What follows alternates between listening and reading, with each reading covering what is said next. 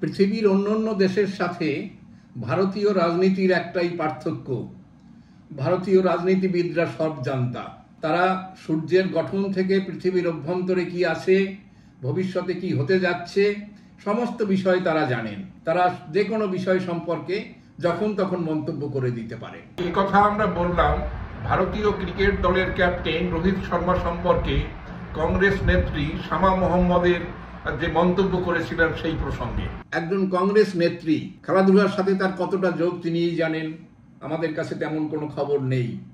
তিনি ভারতীয় ক্রিকেট দলের ক্যাপ্টেন বর্তমানে যিনি আছেন রোহিত শর্মা, তার সম্পর্কে বলেছেন মোটা হয়ে গেছে, এখন আর খেলার অবস্থায় নেই এবং তার ইমিডিয়েট তার ওয়েট লস করা দরকার। এবং এই বলে কখন বলেছে? যখন ভারত ফাইনালে উঠেছে, নিউজিল্যান্ডের এগেইনস্টে ফাইনাল খেলবে, এবং এই সময় আমাদের প্রতিবেশী দুটো দেশ লিগ পর্যায়ের খেলাতেই হেরে দলছুট হয়ে যাওয়ার পরে এই কথাটা বলে ফেলেছেন। এবং তিনি যে বলেছেন শুধু সেইটুকু নয়, তিনি যে কথা বলেছেন যা সেই মুহূর্তে মোটেই কাম্য নয়, কারণ ভারতীয় ক্রিকেট দলের যে ক্যাপ্টেন তার মনোবল ভেঙে দেওয়ার যে একটা চেষ্টা, সেটার সাথে কংগ্রেসের বহু নেতারা আমরা দেখেছি তাকে সমর্থন করেছে। দুর্ভাগ্যের বিষয়, কংগ্রেসের কাছাকাছি যারা চলাফেরা করে পশ্চিমবঙ্গের একটি রাজনৈতিক দলের এমন এক নেতাও ঠিক সেই কথাকে সমর্থন করেছেন। জানি না তিনি কখন ক্রিকেট খেলতেন, এখন ক্রিকেটের সম্পর্কে কতটা খোঁজ খবর রাখেন এবং মোটা ক্রিকেটার, রোগা ক্রিকেটার পৃথিবীতে কারা আছেন। তিনি কি পৃথিবীর আরো দুজন বিখ্যাত খেলোয়াড় যাদের গায়ের ওজন অনেকের চাইতে বেশি ছিল, তিনি একজন অস্ট্রেলিয়ার স্পিনার শেন ওয়ার্নে, তিনি যথেষ্ট পরিমাণ মোটাসোটা ছিলেন। ঠিক তেমনি ভাবে শ্রীলঙ্কার যে ক্যাপ্টেন ছিলেন অর্জুন রণতুঙ্গা, তিনি যেমন বয়স্ক তেমনি ভাবে যথেষ্টই মোটাসোটা ধরনের তার শারীরিক গঠন ছিল, তা সত্ত্বেও তিনি দুর্ধর্ষ খেলতেন।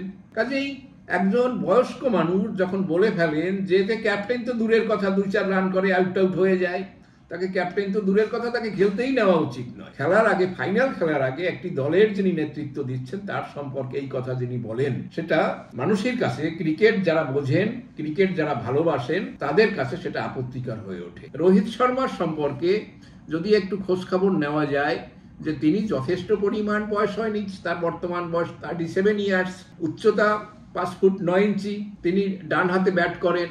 সেই খেলোয়াড় যিনি 67টা টেস্ট খেলেছেন এবং সেখানে তার টোটাল রানের সংখ্যা 4301, ব্যাটিং অ্যাভারেজ 40.57 এবং হাইয়েস্ট রান 212। তেমনি ভাবে গতদিনের খেলা নিয়ে তার 58 ওডিআই, সেখানে টপ স্কোর রয়েছে 264, অবিশ্বাস্য রকমের রান, যেখানে 58টা 58 হাফ সেঞ্চুরি করেছে এবং সেঞ্চুরির সংখ্যা 32। ঠিক তেমনি ভাবে টি-20 ফরম্যাটেও তিনি ইকুয়ালি ভালো, 4231 রান 159 ম্যাচ খেলে, এবং সেক্ষেত্রেও তার 50-র পরিমাণ হচ্ছে 32 এবং সেঞ্চুরিও রয়েছে 5। টপ স্কোর সেখানে নট আউট 121।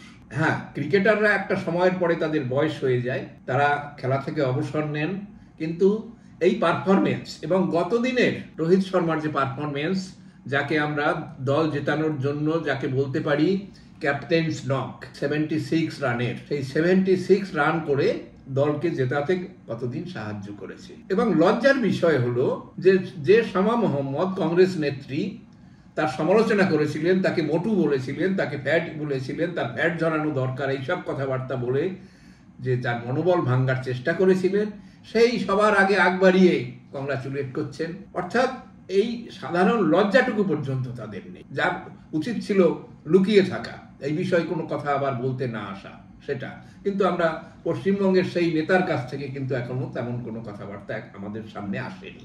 তাহলে কথা হলো কি, যে এই যে ক্রিকেটারদের সম্পর্কে এই যে সমালোচনা, যখন ভারত না জিতুক এই নিয়ে প্রাণপণ প্রার্থনা করে যাচ্ছে বাংলাদেশ এবং পাকিস্তান টিম, এক্ষেত্রে কি এইসব নেতাদের মধ্যেও তেমন কোনো গোপন অভিপ্রায় আছে যে না, ভারত এখান থেকে না জিততে পারুক? কারণ তারা ধরে নিচ্ছে ভারতের যা কিছু, সর্বভারতীয় ক্ষেত্রে যা কিছু, তার দল বিজেপির এবং প্রধানমন্ত্রী মোদীর নেতৃত্বে চলে।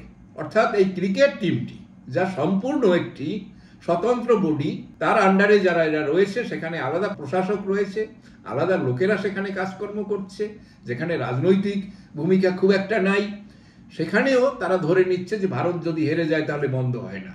বোধহয় এইটা, তার মানে এইভাবেই ভারত হেরে যাক, ভারতীয় দলের মনোবল নষ্ট হোক, এসব ধরে নিয়ে তারা কি কোনো দেশের কাছ থেকে কোনো রকম ব্রিফ পেয়েছিলেন এই কথাকে সামনে আনার জন্য?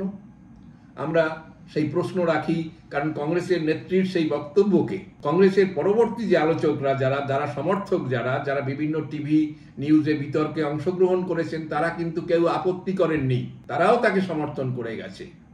কাজেই এই দিকটাই প্রমাণ করে যে ভারত জিতুক সেটা তাদের অনেকেরই ইচ্ছা ছিল না।